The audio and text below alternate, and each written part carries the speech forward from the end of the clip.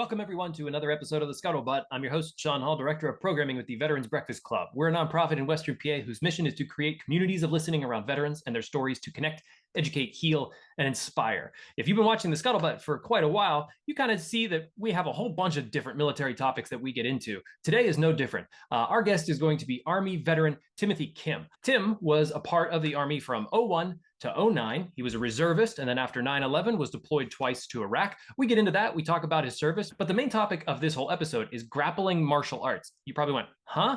Grappling martial arts. I heard about Tim from previous Scuttlebutt guest Adam Zafuto. He was talking a bit on that program, if you remember, if you've watched that, about how whenever he goes into grappling, doing judo, it's very therapeutic for him. Well, I thought, hey, we've already done a lot of episodes about different ways to deal with trauma, deal with PTSD, and why not do one about grappling martial arts? Well, Timothy Kim has a nonprofit that he started called the Knifehand Company, and that's exactly his mission. His mission is connecting veterans with martial arts, with grappling martial arts organizations, so that they can get in there and they can experience the therapeutic release of being able to do grappling. I don't know very much about mixed martial arts or martial arts in general, so we get a bit into that, just trying to understand what is different between judo and jiu-jitsu. Those are the ones that Tim primarily focuses on. It's a really interesting conversation. He's very passionate about his nonprofit, which I just love.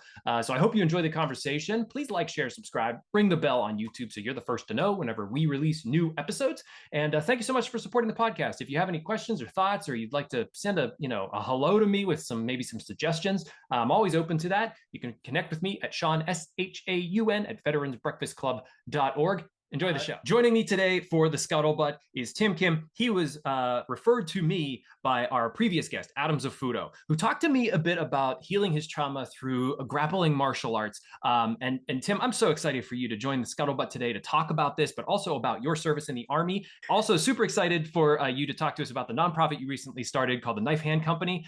Tim, welcome to the program. Yeah, happy to be here. And Sean, I'm glad to be on the show, and love to talk a little bit more about what we do and how grappling actually helps really build relationships and help deal with trauma in a lot of different ways. So Sweet. And you are a Army veteran, but you said there's a bit of a story about this.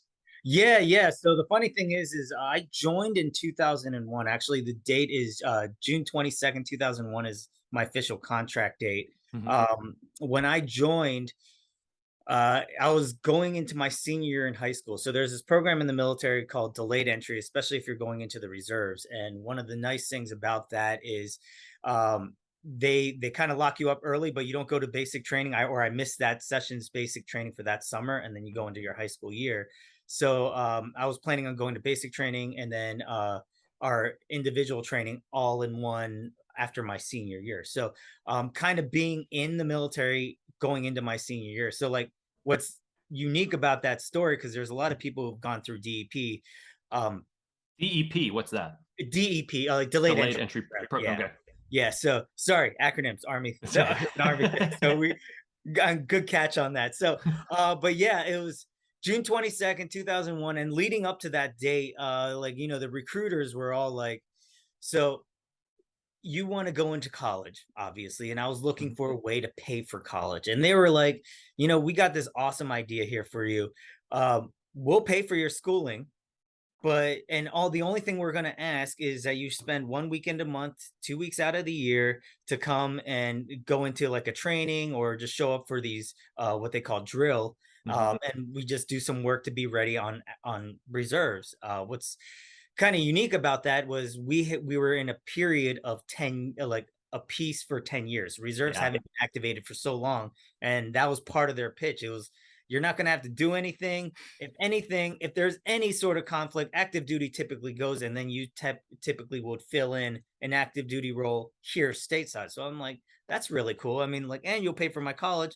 And they were also like, it's kind of like a party each weekend. It's just you get to hang out and you get paid to do that. So I was like, all right, that's cool.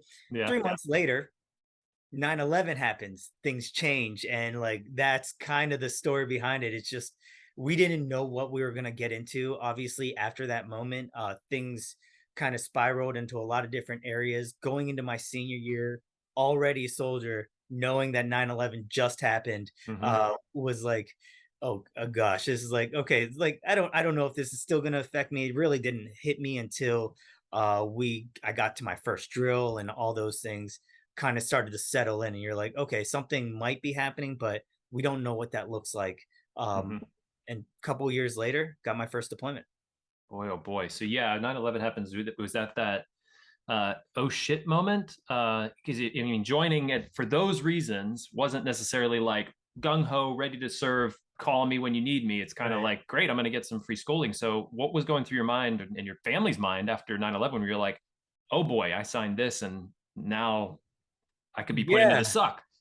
Yeah, no, yeah. Well, we were about to go into the suck for sure. Then I think the biggest thing for me is it didn't really register. I mean, like, as any high school senior would tell you, like, we're very much whatever is in the moment for that time. So like, I just knew like where I was in school when that happened. I mean, like, over the PA announcement, we heard like the second plane hit, right? Like, they didn't Yeah. even tell us when the first plane hit. It was going fourth period into my like fourth period metal shop. Like, that's a cool like elective. I had a lot of cool senior electives. And then we are going into my like typing class. We got to remember, early days of internet, so not really Hmm. that many good, cool computer programming classes. So it was just typing. Yeah. And I remember we had like 5 to 10 minutes into this class, before we got started, and we were just surfing, just the web. And like, I remember a kid saying like, it's like, I think it was Obama. I like, no, not Obama. I like Osama Bush. bin Oh Laden. yeah. Like, and we were like, I was like, there's no way. Like, he got shut down with the USS Cole thing. It was like, there's Hmm. like a lot of people were saying, I don't know about that. This seems like a pretty big operation. It's probably just like, oh, like, we're thinking it's an accident, but it's two planes. So what's the likelihood there? Right. Shortly after that, like probably 20 minutes, they dismissed the entire school. So we're like, whoa, Hmm. what's going on? Um, and it didn't really settle in, because we did get to watch the news and see the planes hit at Yeah. that point. And like, where it really started to note where I started to notice something was different was I had been to a drill like prior to that, like in August, or like early September. We had a drill, and it was like, oh, that's like, this is what it's like to kind of come in on a weekend as a reservist, that sort of feeling. The very next drill that like I got to go to, it was like there was a different mood shift. Like, things Hmm. were like on a little bit of more alert, but generally still calm. Um, I don't think it really started to affect me until probably like my sophomore year in college, or my freshman year Hmm. in college leading up to my sophomore year. Cause like, that's when I was like, that's when things were starting to shift, because Iraq and like, Iraq started in '03. And you're looking at, okay, Afghanistan, Iraq, like, and now we're on two fronts, and the army's now like stretched a little yeah. bit.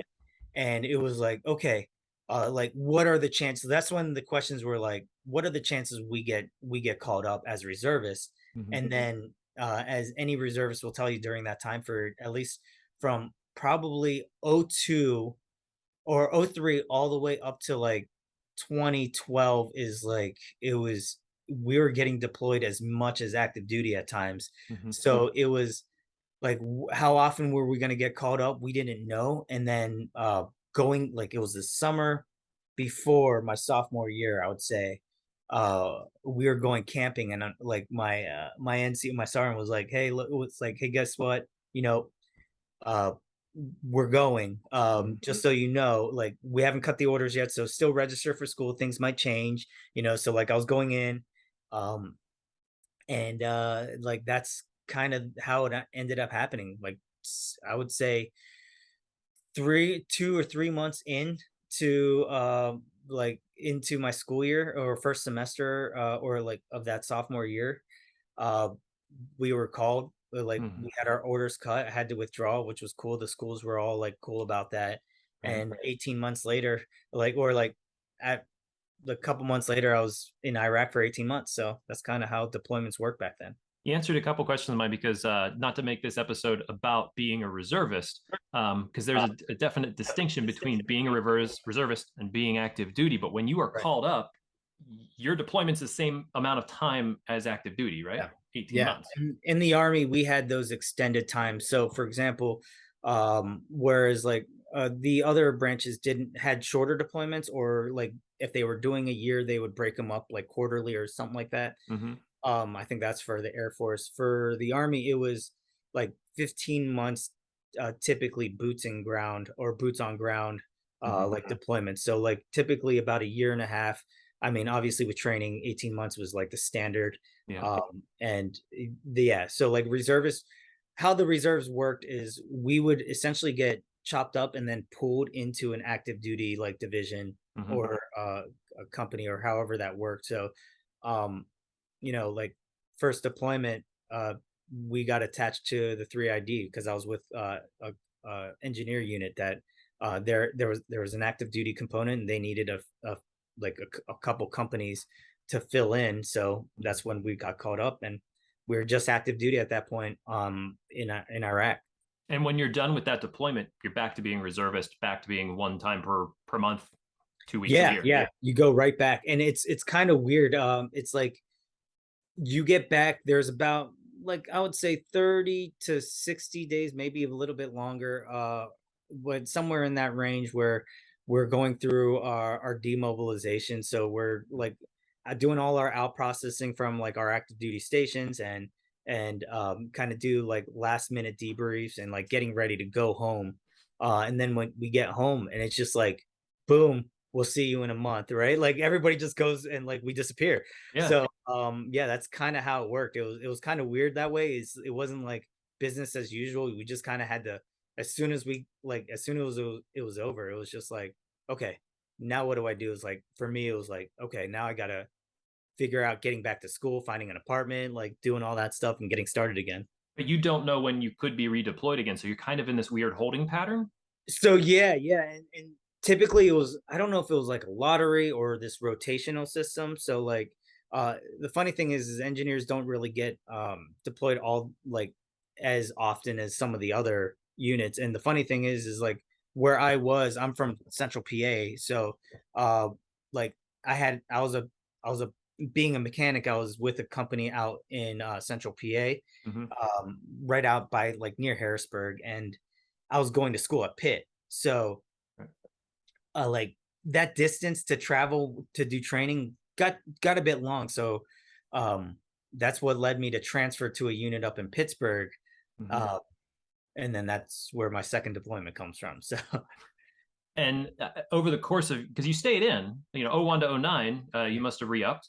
no, so most reserve contracts and some active duty contracts are like this, where they give you a 6x2. So it's like you go 6 years of your like live contract, and then there's 2 years of inactive. Okay. Uh, it just so happened that like my last 2 years where I could have gone inactive, I was also deployed. So it's kind of how it worked. How many times were you deployed over those 7 years or So 8 years? twice, Okay. twice. And if you count total time, it roughly averages about like 3.5 years of total training as well as like mobilization time. So, What did you think of Iraq whenever you landed there? the first thing you notice uh, when you get off the plane in Kuwait is everything's brown and there's this like rusty smell in the air. I don't know how to describe it. Like there, I don't Hmm. know if anybody else has ever experienced that, but it was like like there's just this scent in the air that's like different. It's like uh I don't want to say sulfur or metally, but it was just this like different smells. Like so like I'm like my senses are pretty sensitive in general. So like Yeah. noticing that it was bright, it was brown or like tan, everything was like this drab and there was this like unique smell in the air and I was like, Hmm. okay, this is different. Vibe wise, like things weren't all that different. We flew in like half of us had a convoy up into Iraq and half of us, like including myself, flew into Baghdad, so from Kuwait. So like it wasn't, for me it was, you didn't really notice anything, like it didn't feel different until like we were there and it was like, okay, we're now inside Baghdad, like here's our new residence, like Hmm. now it's our like time to work.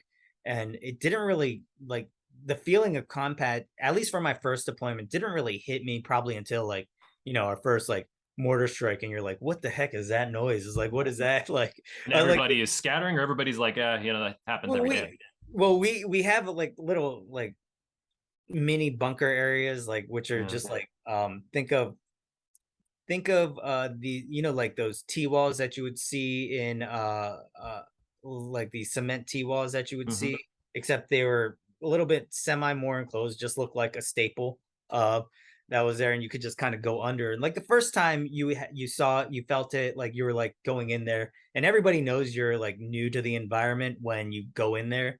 Hmm. Because like typically after that you're just like, all right, what it's like, it's not, it doesn't sound anywhere close, so we're fine. Like sometimes you just sleep through it. So Yeah. uh yeah, but the first couple of times you're just like, okay, that sounds scary, but like most of the time it's usually not. Yeah. Mhm. What was the difference in your second deployment from your first? Did you feel like you feel more prepared in your second deployment? Actually, the second deployment was yeah, so like it was a catch 20. I don't know, it was somewhere in between, I would say, right?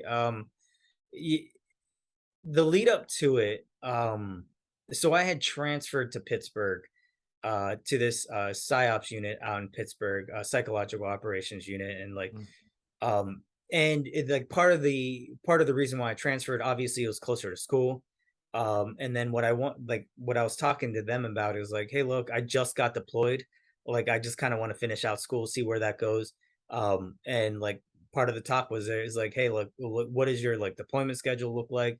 Like, how far are we looking? Is like, am I on this road? Like, when like if you guys are going soon, am I on that like am I on this rotation or not? Mhm. And for the most part, it sounded like when I first joined up, it was like this part of that luck is like they were like, no, like you should be fine. You just got deployed. There doesn't look like you're gonna get on this rotation at all. Mhm. And that was like leading into the like my junior year. Actually, is kind of the funny thing is they're like, hey, um, you're on the roster, so like get ready. So I was like, all right, this is like great. The only thing, this one was a little bit tougher in terms of like that's when I just started getting into like different relationships. Like Mhm. I was getting into like I had built the second group of friends. So like when you're going to school, I guess this was the Pitt is a vet friendly school. Like it's yes. yeah. Yeah, for sure. And that's what's cool about like Pitt. Like they're very like supportive of their veterans. They have great offices there, and a lot of support like resources and support for their vets. I think the what made it interesting was is like um your first deployment, when you come back, you effectively lose about 2 years of school Mhm. because of the way this deployment cycle works. So like you get pulled out in the middle of the fall, and then you don't come back until either not the following fall, but like probably Spring. midway somewhere. Yeah, like Mhm. somewhere a year and a half down, somewhere in the spring. So you effectively lose those 2 semesters because it's in the middle of those semesters, right? Yeah. And that's for like you miss 4 semesters. So um what what ends up happening, like so like when that happens, all your friends have graduated by that point because they're going into their senior years and they're graduating. So you're like, crap, I have to make new friends. And like 2 year difference is not that big of a deal. Hmm. Um, so that was the struggle this time. So like I make friends, they're all younger than me for the most part. And it's just like, all right, cool. And you go like having relationships and things like that going into the second deployment was kind of tough because you're like, crap, I gotta go through this again. But this time I'm a little bit tied, or there's a little bit of like this weariness around it. So you're like, all Hmm. right, but just suck it up and we go. It's gonna suck anyway, might as well just deal with it, right? Right. And so yeah. Okay, so did you now mostly the main topic of this particular program was going to be grappling martial arts. Did you start that training years ago? Was it a passion you always had, or is it something you found after service? So the funny thing is, my introduction into grappling. So as a kid, like my high school was a really big wrestling school. So like I've Mhm. always had friends that would wrestle, but I never did wrestling. I saw their practices. It looked suck. It looked like it would suck. Yeah. But uh, so like from there, I went to like it was an elective in college, and it was judo. So it was like a really like I was like, you know what, I'm gonna try this out. Hmm. see what that's like. And that was my introduction into it. It was really cool because I was never really big into martial arts up until that point. Hmm. And judo, like my entry into judo was really cool. Like grappling is unique in terms of martial arts just uh it because there's no striking involved. There's this just natural tendency to like you can exert everything you can, like everything you need, but like at the end of the day, there's no escalation in terms Mm. of violence or something. Like you go 100%, and that's really the cap of it, and you can kind of come out of there. This early stages of my judo, like of my grappling journey, was like that was my introduction. It was really cool because like when there's nothing like feeling somebody's body go weightless in the air, and you're like, whoa, I actually hit this. And it was like and they land, and you're like, it's the walk off, because judo is cool like in terms of the sport, right? Yeah. The way their scoring is done is if you land a clean throw and their back hits, it's done, the match is over. So Hmm. whether it's 5 seconds in the match or like the 15 like the 6 minute mark where it's about to go over and you hit it, it's that's where like it's over with a big throw. Now there's other ways to finish it, Hmm. uh, but like there's nothing. It's like the grappling equivalent to a walk off. Hmm. And So like that was my introduction. Stayed with it for a couple of years. Really kind of got separated after I graduated, left the military too, and started working. Just Hmm. couldn't find it in my schedule. So there was like it was on and off for the next like 10 to 12 years until last year when I got back into grappling. Now, most people that probably are listening to the program might be, they may have some history with martial arts, they may not, but most people would maybe think like, okay, karate, okay, belts, you sort of Yeah. work up a progression through that. Is judo the same way? Yeah, so there's a funny story about like, or at least the myth goes, but the whole belt structure that we see in martial arts Hmm. is actually found is actually is was actually created by the founder of judo. So Jigoro Kano, Interesting.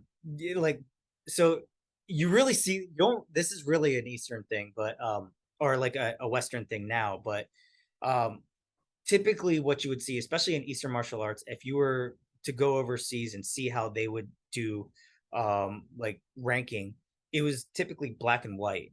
So you have a black belt, white belt. It just meant teacher student. That's really all it was. Hmm. And this all comes from like the Chinese system of like the Dan system. So like what we call that is like your prerequisites are calculated by this thing called like Q, which counts down to zero, and Hmm. then your rankings going forward is done. So like for example, if you've gotten all your prerequisites out of the way and you're the first level of um your real journey or your mastery journey, is that's what shodan or one dan would mean, right? Hmm. um, what that translates to in a belt is black belt is a shodan, just straight. So like what's unique about that is we misinterpret that here on the in on the Western side as your master at that point, but Yeah. actually the your journey just begins. But what Hmm. going to the colored belt system, to man, we all like the Eastern system had those two systems where you're counting down the prerequisites and then your journey starts. So think of this like slope, and then it kind of V's, right? Hmm. Um, to track that journey, Jigoro Kano was like, here, look, we're just gonna put color systems in here, like boom, white belt, and like it just translates all the way down. And then like once you hit black belt, start over, right? Because now that you have your prereqs out, now you can really start to adapt to what your style is, right? And that's when the journey starts. So it's actually he started it, and every martial art copied what he had. Obviously, adopting the belt system, and it's kind of it ended up blossoming and turning into this whole new thing where like black belt really meant pinnacle or mastery, Yeah.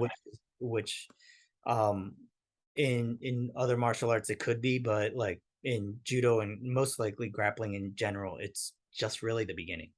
where you've like learned all the basics. Now you have everything down, like your prerequisites, like you said, and then black Right. belt means like, okay, now you can start really doing the main work. Um, Yeah, yeah. Now in high school, you said, okay, wrestling didn't look fun, but what was it about judo that you were like, okay, this was definitely my thing? Yeah, so like that's the thing. It's like I didn't it's usually it was I think what didn't look fun was like the practices in like, I played basketball in middle school. So we would follow up and a little bit in high school, but like we would follow up sometimes wrestling practices, right? Yeah. And you'd walk in and it was like 130 degrees inside the gym. You don't know why. Because they obviously blast the heat for them. It's like humid, it smells like sweat, and you're like, and you're seeing the faces of everybody in wrestling, and you're just like, man, what did you just put yourself through? And Yeah. like, and I had a lot of wrestling friends, like during lunch, they're not eating or they're nibbling on like a corner of a cracker or they're spitting in a cup to make sure that they could make weight. And you're like, man, like, I'm sorry while I'm housing this like pizza or something. Like I feel bad, but it's like I don't feel bad at the same time. Yeah. But yeah, so like when I saw that, I was like, man, that's just like I don't want to put myself through that kind of like lifestyle. What was neat about judo is like obviously as a college elective, you're not going into like a full blown like hard session yet. It Mhm. was more like a fundamentals class, but like you realize it there, like in grappling, that first experience of like exchanging and really like trying to fight somebody without like um really like trying to control somebody and fight somebody and throw somebody without like striking and kicking. And the one I think what stood out or what made that so unique for me is like there are always guys bigger, stronger, faster than me, but every so often you catch them, right? Like every so often you're like, boom, I got it. And it was a big throw, like, and it was just based off the way they were off balance and things like that. Mhm. And that's kind of what brought me into grappling, like in this whole like the idea of like, oh, this is really neat in the fact that I don't have to be the biggest, strongest, fastest, but like if like it matters. Athleticism matters. It really does. Attributes matter, but at times it was just like, I can still hold my own if I get good, right? Right. And yeah, like that's what started it. And just like you kind of go through that period of growth, and you're just like, whoa, this is kind of cool to see like how you improve compared to where you were looking at, and kind of just developing like your mindset around that. And it was really helpful for that, in terms of like developing like the mind in a sense. Was it something about also being in the army? And there's always definitely like competition within the army, within your unit. You learning judo, or was this after your service that judo really sort of took command, and it was a way for you to continue on being physical in some way? Because obviously being active duty, you're constantly fitness. You're always running, you're Yeah, always doing yeah, something, so you need right. somewhere to put that energy.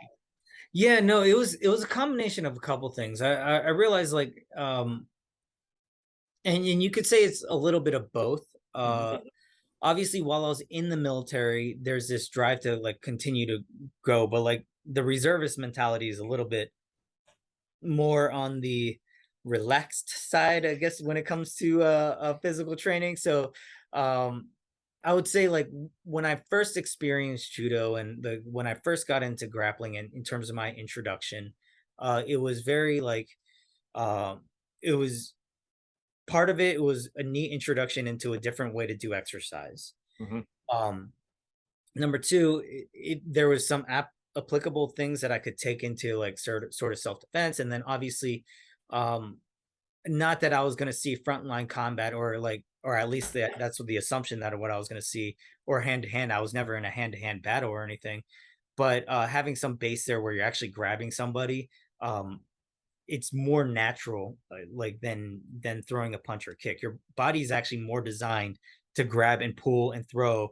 than it is to throw a punch or a kick, because we got a ton of small bones in our hands and feet. Mhm. It's not really designed to do that. So um and so like that's when I first started like kind of dig deep into what that would look like. And um post my military career, I just wanted to pursue it a little bit more. Mhm. I just stopped for a little bit. Like you kind of get to a point, it's just like, all right, I can't commit that time or money to it. So Right.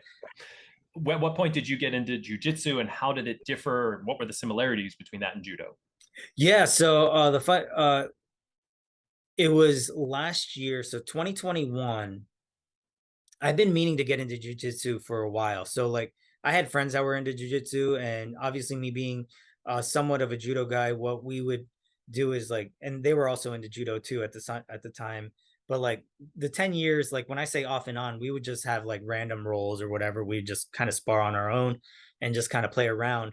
Um, but I always admired the jujitsu guys being able to like kind of manage like the game from the back, right? Like, Hmm. crap, you're in a bad position. Like, how do you manage like your like worst case scenarios, right? Because in Okay. a street fight you never want to be on your back, typically speaking. We see it in we see it in like the UFC all the time. Like Mhm. someone's trying to rain punches or kicks on you, you typically don't want to be on your back. So how do you control it from the back? And you see like the best jiu-jitsu guys in the like in the UFC especially like handle that, right? Like they're mitigating the damage as well as improving their position. So leading up to my joining into like getting into jiu-jitsu, I was in my master's program at Pitt.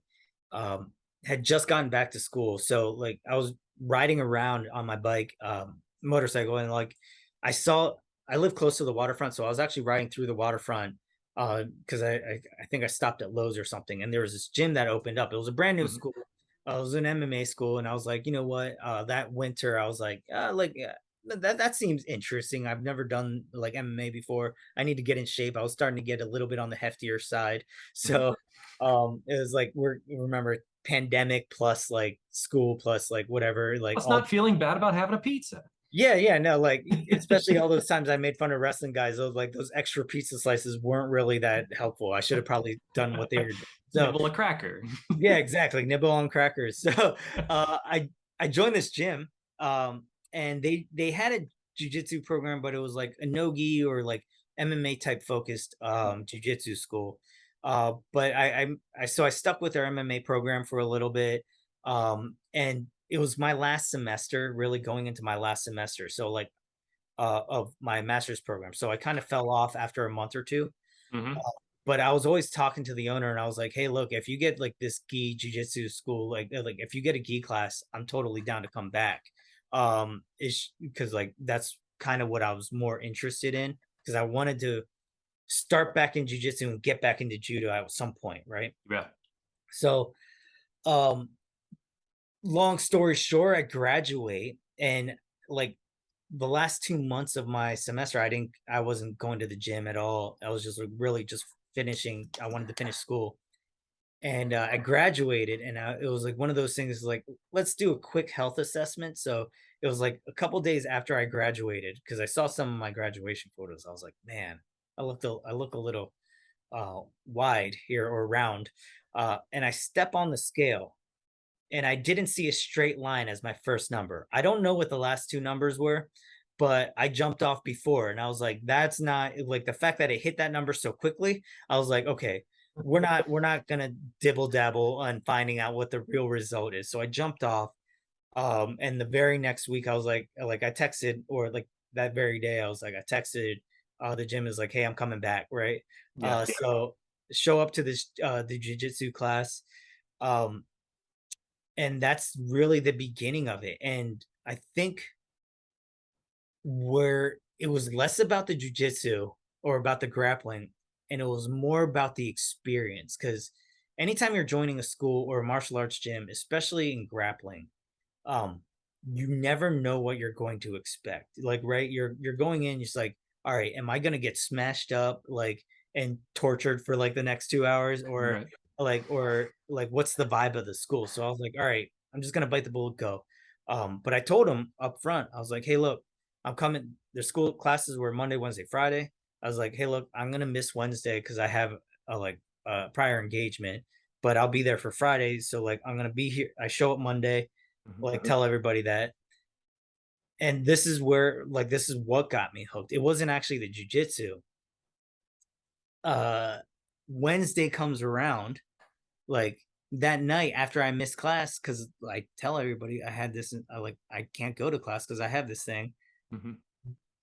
I got like 8 texts from like a bunch of people. They were like people I just met on Monday. They were like, "Hey, where Yeah. are you? What are you doing? Why aren't you here at class?" I was like, "What the heck?" Like I just met you guys, first of all, and number two, I'm kind of upset that you guys didn't read my earlier text where I said I can't make it. So, but that's what kind of started. I was like, wow, like why do these people care so much? Like, You're being uh, held accountable, but there's also that yeah, sort of brotherhood like you find in the army. yeah, yeah. And I was like, that's what kind of started piquing my interest because I've always wanted to kind of give back. Or get back into that world. Just a quick like history in terms of like my work. I used to work. I worked for a bank.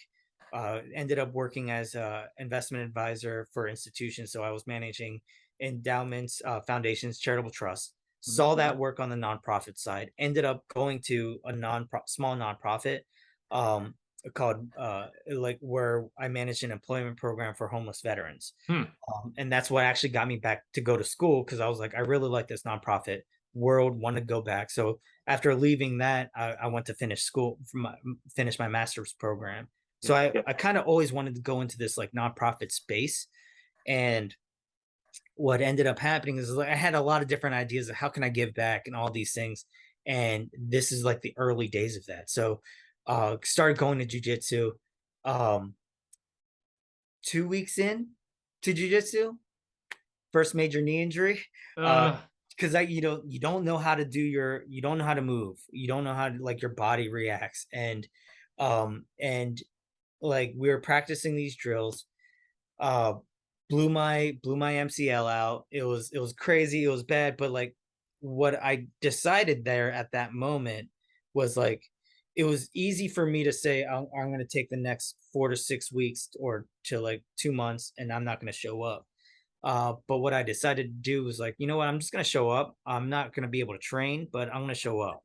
And like my coach was big on that. He was like, hey, just keep showing up. Like you might download things at least mentally, right? So I kept going. Um, and what was happening, like, so like the coach ended up using me as like the move dummy. So like knowing that I was injured, it was at least you kind of learn like some of the moves because he's doing it on you. yeah. But like he's monitoring the knee, he's making sure that I'm not really putting anything on it, and it's giving me a little bit of that experience.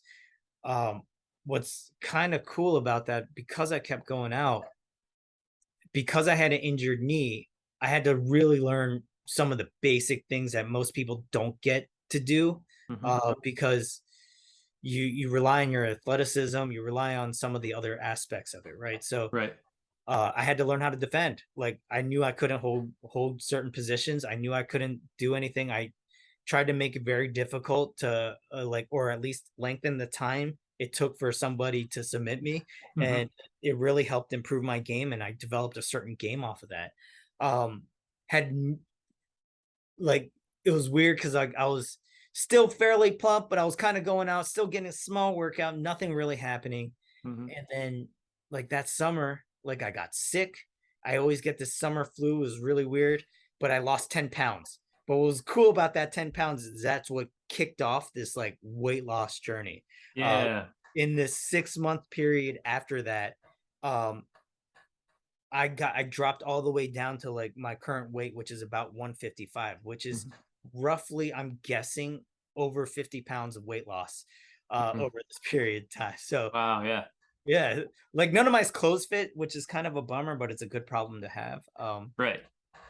But yeah, and that's kind of what propelled me into this. Like it was, it was something special. I think what keeps me in jujitsu, and I started going back to judo at the same time too. But I think what keeps me in grappling is uh one of the more famous coaches out there, John Donaher. He's like, it's high stakes problem solving with dire consequences, right? That's what Hmm. he says. And the way I look at it, it's like chess with really like mistakes are mistakes are really bad, right? Yeah. With really bad mistakes. So like understanding that it was like very intellectual, you can't it's really unique on that. You really enjoy it. It keeps you engaged because you think about it. You're like, Yep. oh, if I had my hand here, or if my leg was here, like I could have avoided that. And it just plays in your mind, and you're like, and that's actually the therapy portion of it, because you're like, it's crazy. It's like it plays over and over in your mind, and you're not thinking about the other stuff. And then, and on top of that, like you see the other value, like the other benefits of jujitsu. It's like when you're grappling with somebody, it's so unique. You're embracing we talked about like being in the suck. Well, like you're actually embracing the suck here at this moment, right? Yeah. Because like you and your partner, first of all, you need two people. Like minimum, you need a partner to train. You can't do it alone. That was one of Jigoro Kano's foundational like phrases, right?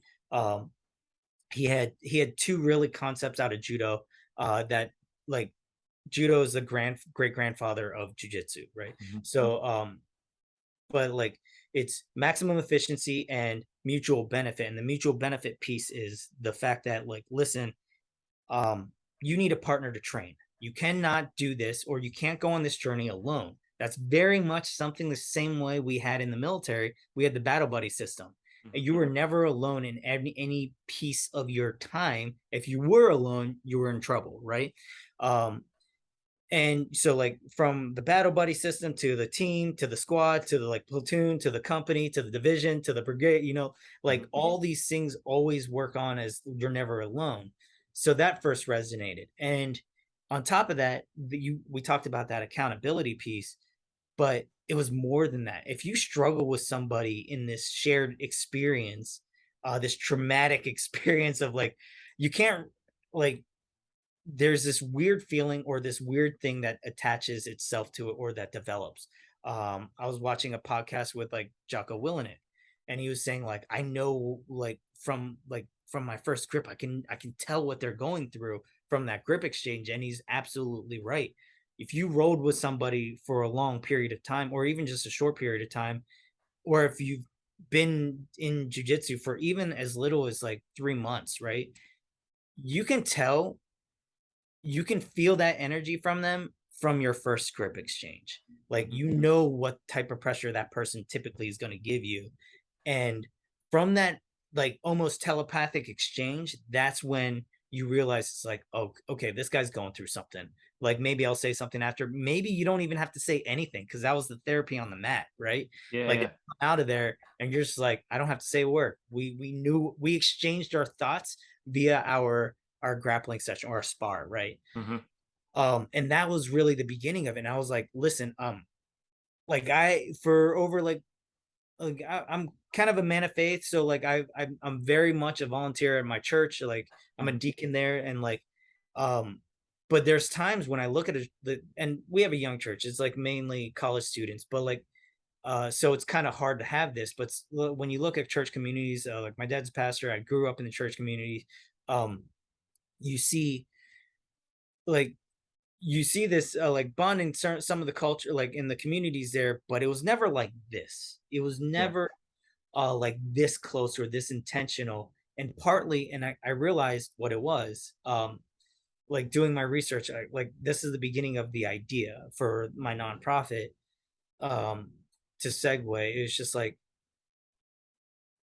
what happened was, it was like, okay, this seems like a really good idea. I think there are some veteran programs that can really like that do grappling. And it was me like, are there like it was me typing in Google programs for veterans jujitsu, right? Yeah. And I saw a few, and I was reading the like the requirements for them. It was like like minimum service connection disability, or combat deployment required, or like you have to fit a certain criteria of what it means to be a veteran. And I Yeah. was like, well, like that's really restrictive. That like, I mean, having worked in the veteran circle, I know what those numbers look like. uh Typical high level, like I mean, you're talking about like a 5 to 15% population of the entire veteran population that you are saying is the only people that can take advantage of these programs. Right. And I was like, okay, so what if I started one, was the question. And then that's where it started. So I started doing my research.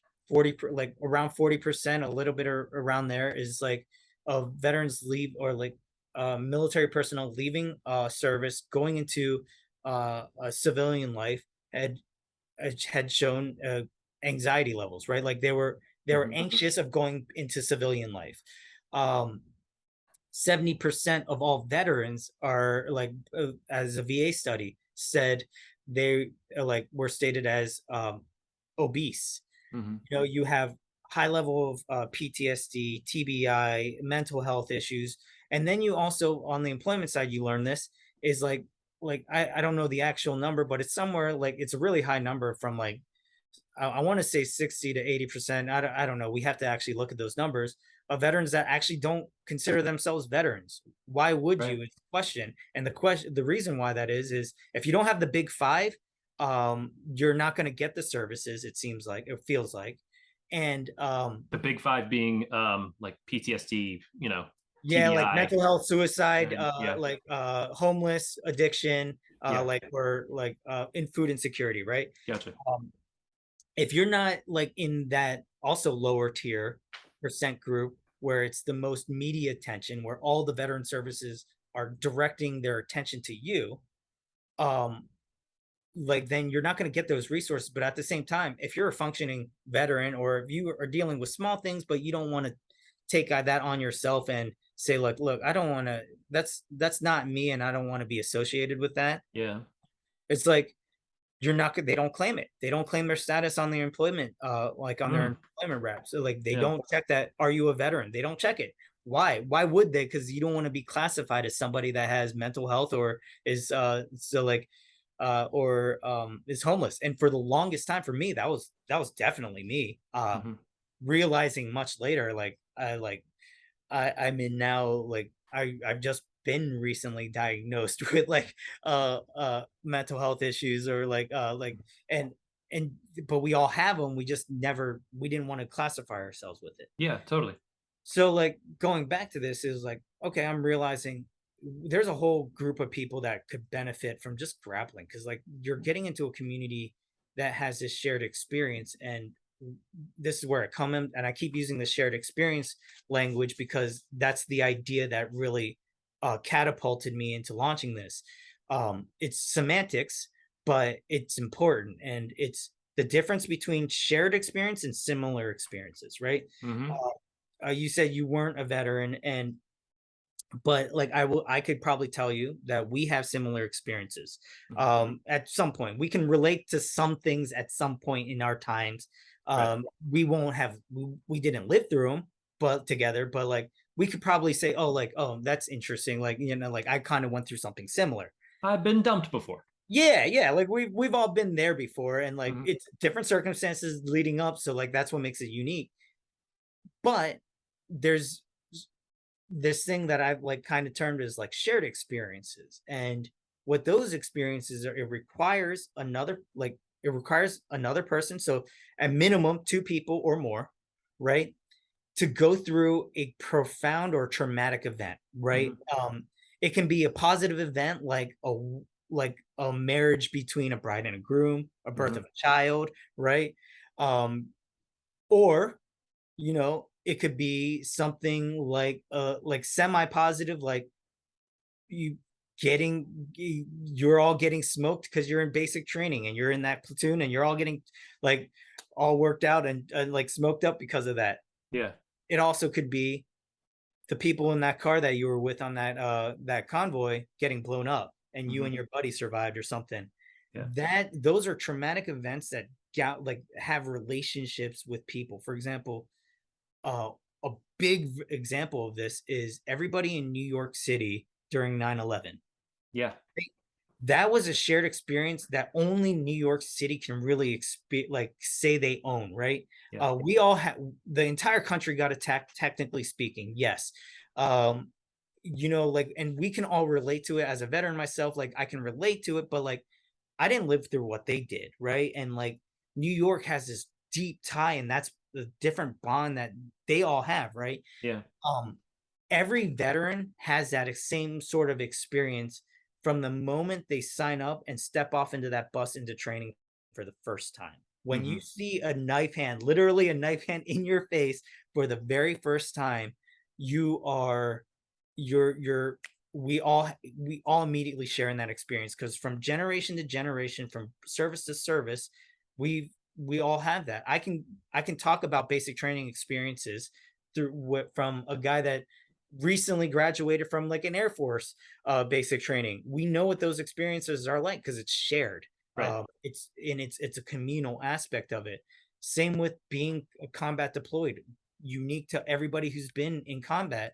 We've all been there together. Like Right. it's a relationship type issue. It's not a similar experience so much as it can be a similar experience, but it's so unique to that aspect of combat or like life that it is shared. We did Hmm. go through that together. So where would I find that here on this side in of the community? And Hmm. the credit to all the veteran service organizations out there. I mean, there are a lot of great services out there, but the most the vast majority of them, it gets veterans to see other veterans. Totally. Nothing about getting veterans to seeing the rest of the community. Hmm. That's still the biggest problem. People don't get to go into those communities, right? Like, Hmm.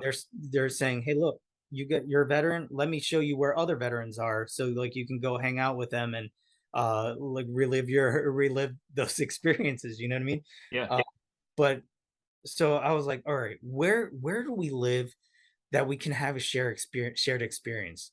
Locker rooms typically have it if you're in sports, like, and but after high school, if you're lucky enough to be in collegiate sports or lucky enough to be in a pro, those are finite, right? Yeah. um you're never going to see that again. Then No. comes grappling. What's unique about grappling is it sucks. Everybody on the mat comes in with a different background, so you're going to see the broad community. You're in awkward positions, so there's no personal space. uh, and the positions that you'll end up in are very hard to explain outside of the context of grappling, right? Okay. Like, it's like, let me explain this. It's like, how did you end up sitting on that person's face while trying to break their arm? It's like, listen, I don't know how I got there, but like, listen, I know what it sounds like. I was sitting on someone's face for 2 hours, but listen, it was for grappling. It wasn't anything weird. I'm telling you, but that's what it is. Yeah. And it's this shared struggle on this mat because it's between you and somebody else. And this goes back to my comment about sharing those thoughts through grip exchanges.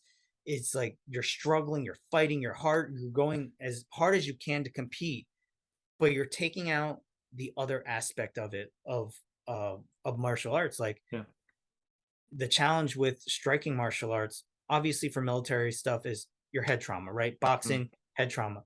But there's this weird thing that happens when you're punching somebody versus grappling somebody, right? Mhm.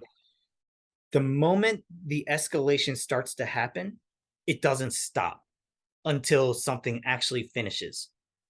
The escalation in grappling goes all the way to 100% early, pretty quickly, Mhm. but it doesn't go beyond that, and it stops when it's done, because afterwards, what I like saying is you essentially were aggressively cuddling with somebody for that period of time, and Yep. it's therapeutic.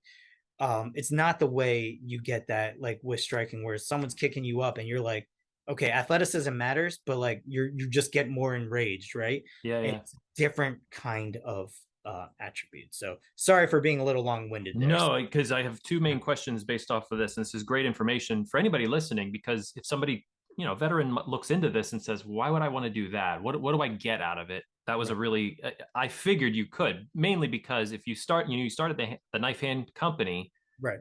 My first question is, how did you distill everything that you talked about into a mission for the nonprofit? So it started with this idea of embracing the suck.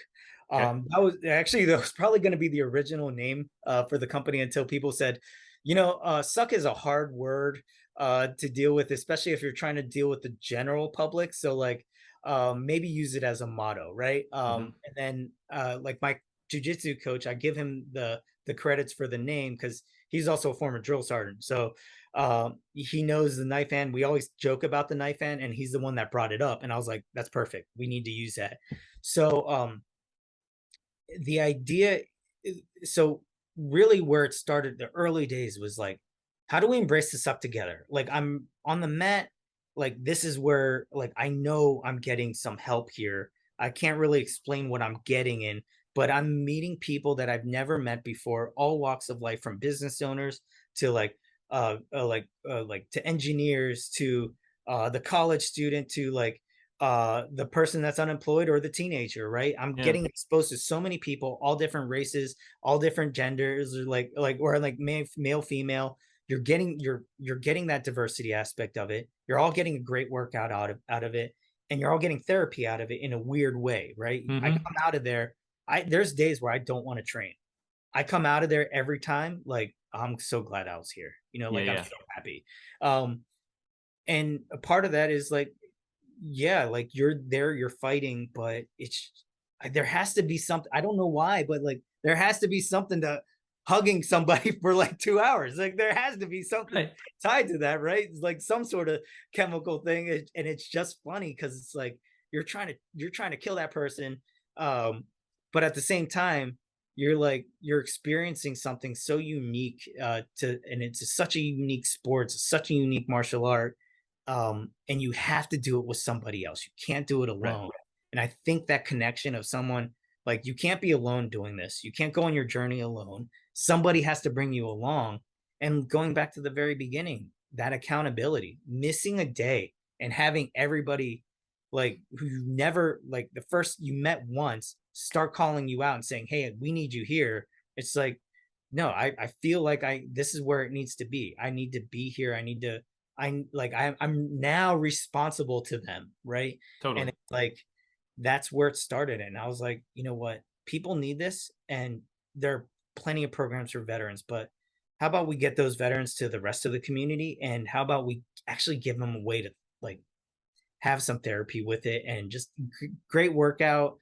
Plus, like it's fun, like it can Hmm. be fun and it's a great outlet. Like That's what there's Adam talked about, our previous guest. He was like, I found this, and it's just like the way that you grapple, the way that you're like, just yeah, you have to work with that. I loved your analogy to chess, mainly because I'm an avid chess player.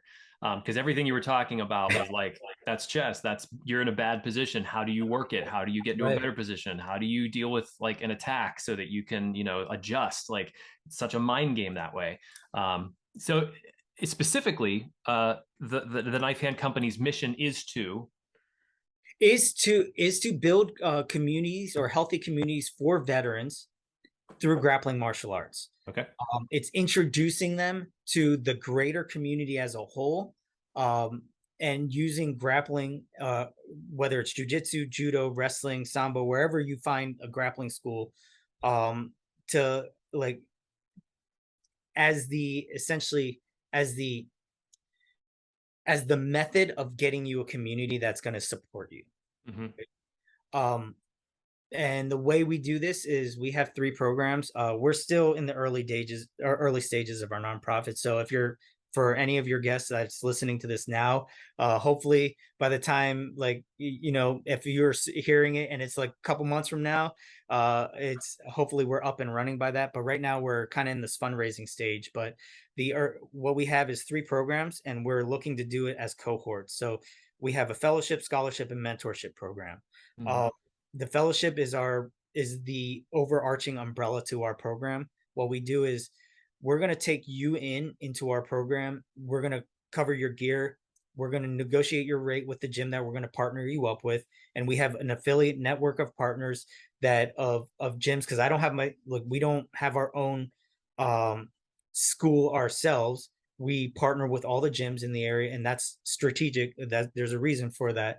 And what we do is, having some experience in the social work side, we're going to give you like a development plan. We're going to find out what your goals are, your current health assessment, your current personality, your your um your own like personality assessment or like, and your traits, right? Like, and based on that, we know what your profile is. Yeah. We're gonna find out what's affordable to you, what you don't like, what you need, and then we're gonna marry you or partner you like a dating service with a school that's kind of in that same realm.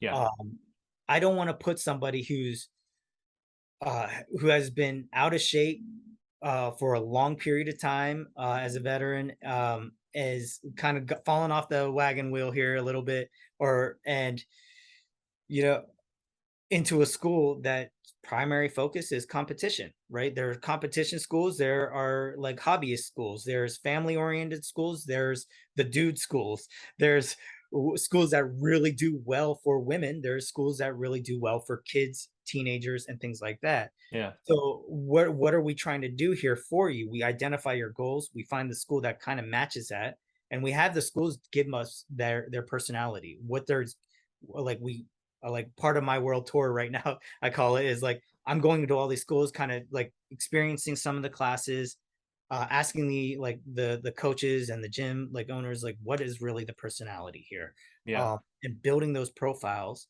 so that when we partner you with that, you're going to not only get the accountability from the school.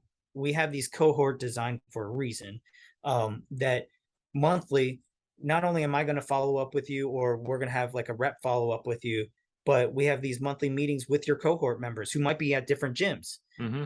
They're all sharing their experiences, letting that develop, whether it's a Zoom call or being in person. Quarterly, we want to have like outings where we all kind of get together, whether it's like a non-grappling related outing, like it's like, hey, let's all hang out like pontoon or something, go camping for a little bit, Yeah. just spend some time together.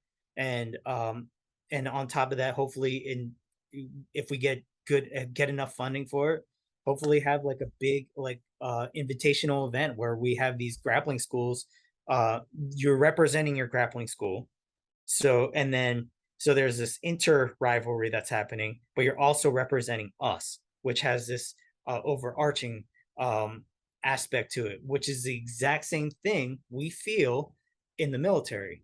Yeah. Every Army or Navy, Marines, we all have this inner rivalry that we all make fun of each other on, but we all represent the flag.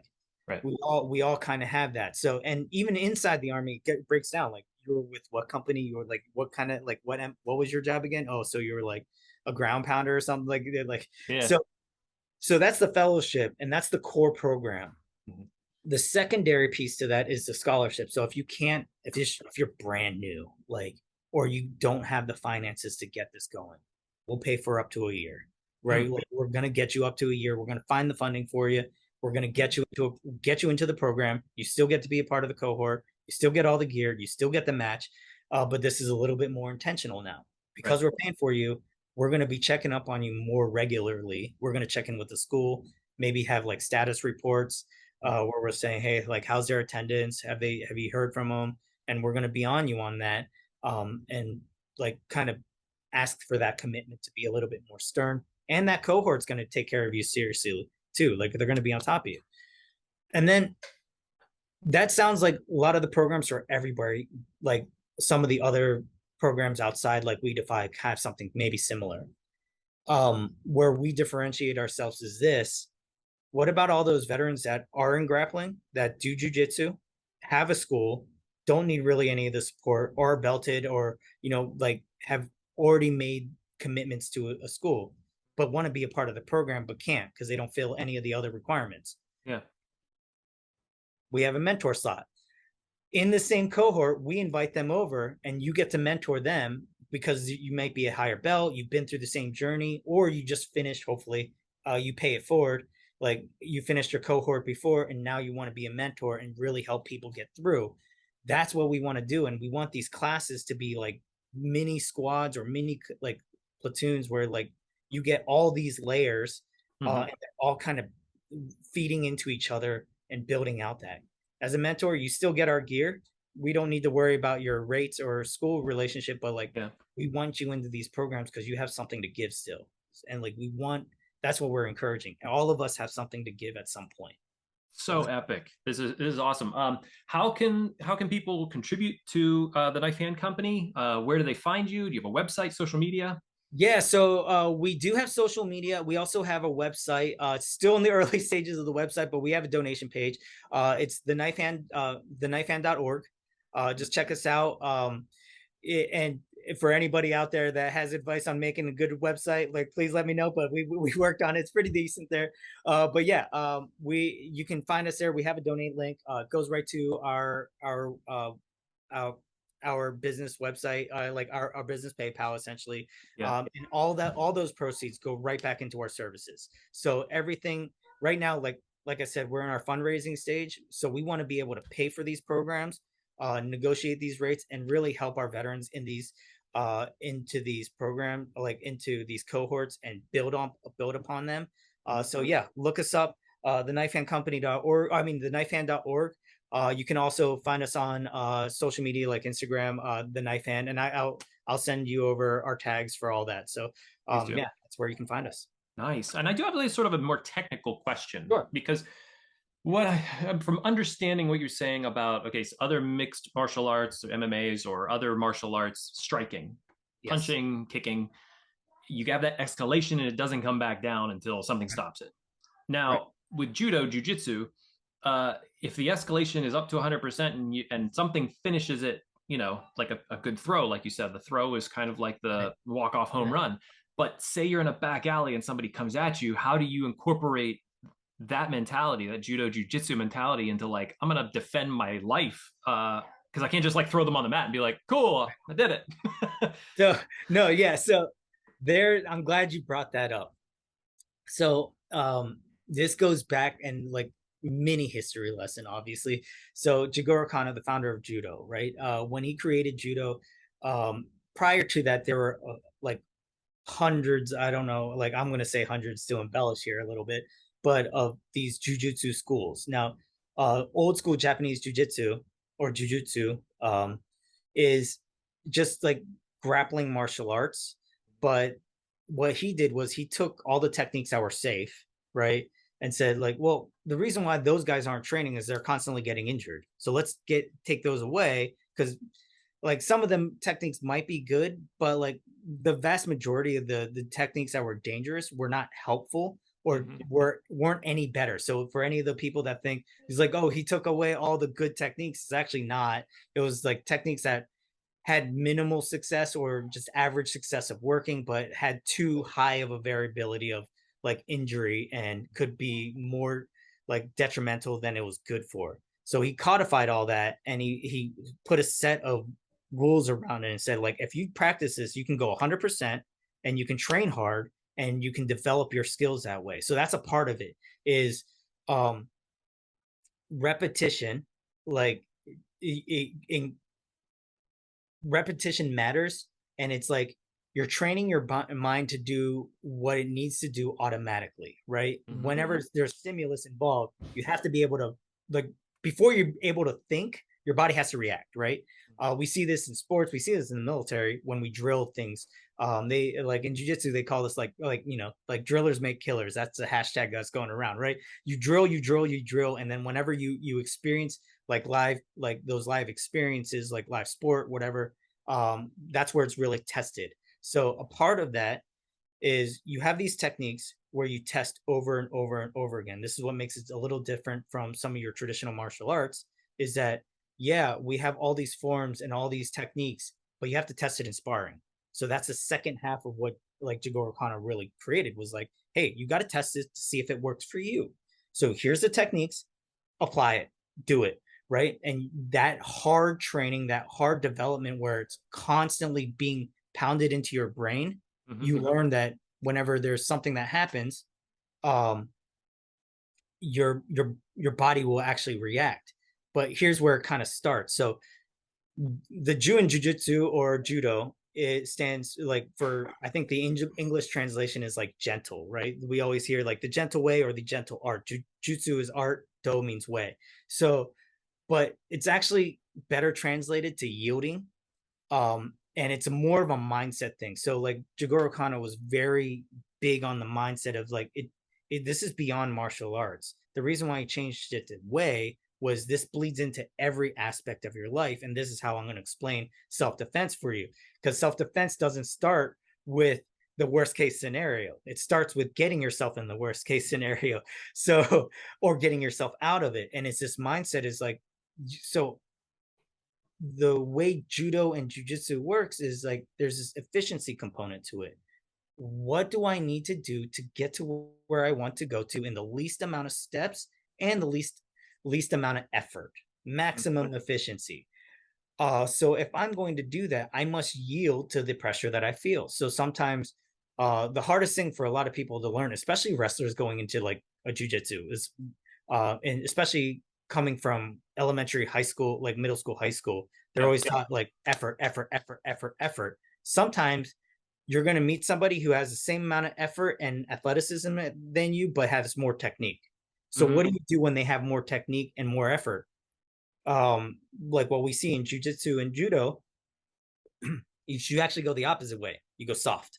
You yield to that pressure. So like if someone's driving into you, maybe it's as simple as just turning around, like turning and just letting their momentum go that way and controlling the angle, right? Same with jujitsu on the ground. It's like they're really trying to pass you a certain angle. Well, maybe they're exposing something else and being able to control those.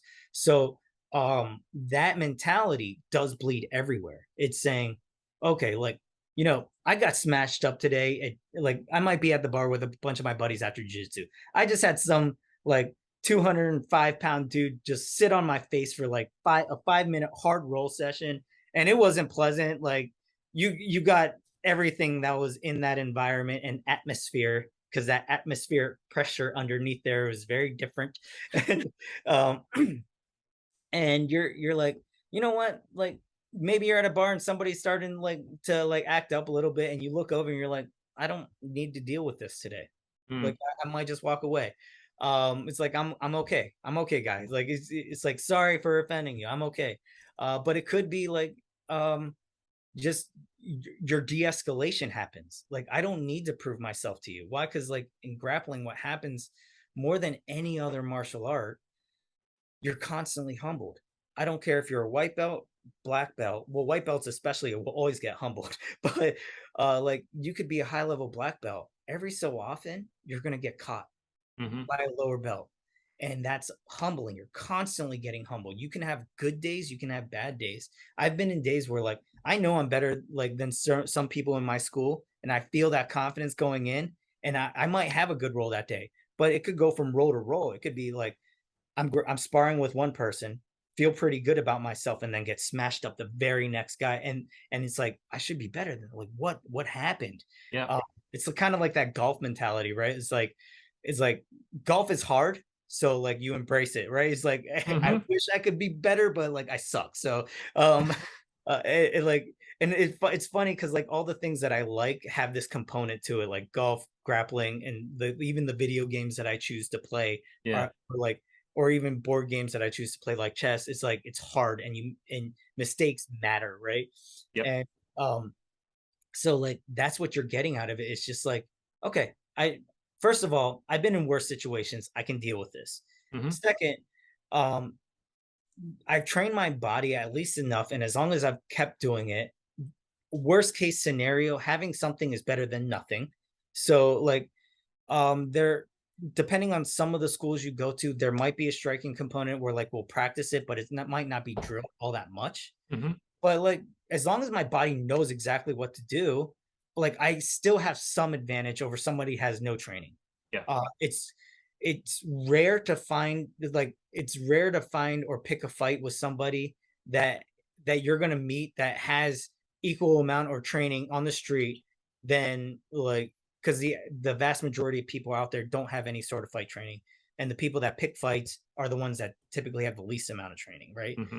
Because most people, if you notice, in like that have a martial arts background or like MMA wrestling, like MMA or grappling in general, typically like they're good. Or like Muay Thai guys too. Like those guys are some of the craziest people out there. They don't pick fights; they're usually pretty happy. But like you had that mentality. Now the strikers out there, like the MMA guys, Muay Thai guys, the kickboxers out there, they might be willing to go into that space more readily, right? Because they understand escalation that much. But grapplers, we tend to be on the more on the passive side, right? We're like, it's all good. Wait, I don't need to deal with it. Yeah. Um, And but where I feel like it comes into play the most is what happens where you didn't see it coming. It's worst case scenario, and you're now on the ground. Right. The fight's not over. Mhm. Like the fight is not over. I can control you from here. Like the only thing that changes is, does this person have a weapon? Like you like those things matter. But how do I defend myself while on the ground? How do I control you while on the ground? How many videos have we seen of guys in scraps where like we see jujitsu guy takes random person down and controls them, like in a McDonald's, or recently, like a month and a half ago, kind of went viral. They say it's Henzo Gracie, but it was in a New York subway. Some guy was acting up. He took him down. You guys can look it up. And he just controlled him the entire time. He was like, and he just kept saying, "Hey, look, guy, take it easy, take it easy." And he was just pinning him, and he was just controlling him. And Yeah. that's one of the advantages of grappling, because we're not trying to like inflict serious pain on you. Like we're not trying to knock you out with a punch where medical issues might come into play. Yeah, we can choke you out or break your arm, but like, listen, if we can pin you until authorities come or until help comes, I'm cool with that. We're cool with that because you're still alive, right? Yeah. And on top of that, I don't have to deal with any of the legal stuff. I was just controlling you the entire time, right? Yeah. Um, Yeah. and that's one of those things. It's like, can you yield to any situation? Like, is there like, are you gonna let your pride get in the way of? Can you de-escalate, or are you gonna let your pride get in the way? Yeah. Right. That's usually the number one thing that happens. But in the worst case scenario, what do you do? How do you deal with that? Hopefully, you've been in training long enough where it just happens, and you're in the right, you're doing the right thing, the right time. You're adjusting for that stuff, and um, no martial art is perfect. Everybody can get caught. Um, things are dangerous out there, so obviously, not getting into a situation is always the best situation. But um, it's better to have something and than nothing. And jujitsu, I feel like jujitsu, even judo, because like cops use it, especially in Asia and Europe. That's like a core training method. Hmm. Um, it's been there for years. It's proven. It's battle tested. Like worst case scenario, it's a good base to start from, and like at least have something in place. Some training is better than none, Right. and like, but more importantly, it's that mentality of like, I don't need to escalate this any further. I can Totally. I can back down. Nice. Tim, I don't want to take up any more of your time, but this has been very educational, and it sounds like your nonprofit is doing really awesome things. I'm glad you're filling a space and a need for so many more veterans than the stuff you were finding. It's such a great, a great organization, and I hope people look you up and take a look at your website and join in. I think it's a wonderful opportunity for veterans to like find something that maybe they hadn't thought of before that could really, sort of reintegrate them, help them find a community, give them that sort of like group of people that they can experience something new with.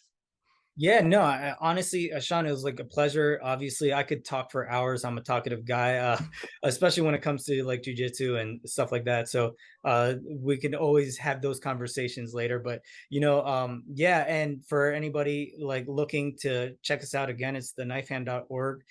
We will eventually start taking the merch that we're going to use for, or at least the gear that we're going to give to our veterans. We'll eventually have a store on there so that you'll be able to purchase again all those proceeds, all of it, 100% of that goes to our veterans. We are a 501c3, so for tax purposes, understand that too. You're going to get that tax benefit if that's something you're looking at. But really, all those proceeds go back to these programs. Hopefully, we'll be launching our programs in the early part of 23 if we raise enough funding for it. So any of that support, and again, just thank you for having me on and just sharing a little bit. And love to continue to talk someday. Definitely. We'd love to have you back on for another episode. To our audience, please like, share, subscribe, ring the bell on YouTube so you're the first to know whenever we release new episodes. And if you need to look me up, you can do that at Sean, SHAUN, at veteransbreakfastclub.org. If you're interested in the Knifehand Company, reach out to me. I'm happy to pass you on to Tim. And thank you so much. And we'll see you on a future episode. See it.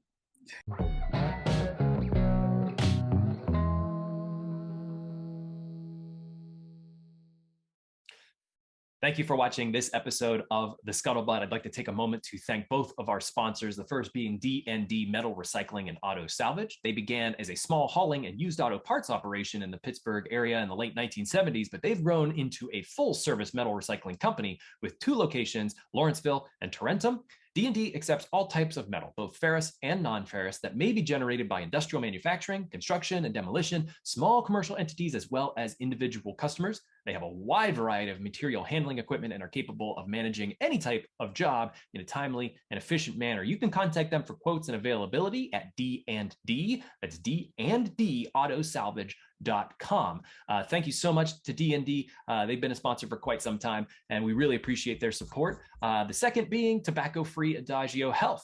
They are dedicated to reducing and preventing tobacco use and to getting the word out about the hazards of smoking and secondhand smoke. They're all about health. So they want people to quit, and they have classes and nicotine replacement therapy and a popular quit line, which is the easiest number to remember ever, 1-800-QUIT-NOW. They also educate people, children especially, about tobacco use from cigarettes, cigars, pipes, chew, snuff, and other nicotine products like vaping. Finally, tobacco-free Adagio Health advocates for public and private policies that ensure healthy places to live, work, and play. You can learn all of what tobacco-free Adagio Health offers at tobaccofree.adagiohealth.org, or you can watch our recent episode with tobacco-free Adagio Health on the Scuttlebutt, where they talk about a lot of the programs that they offer for those who are looking to quit. Thank you to both of our sponsors for their continued support of the Scuttlebutt podcast. We really appreciate it. Thanks.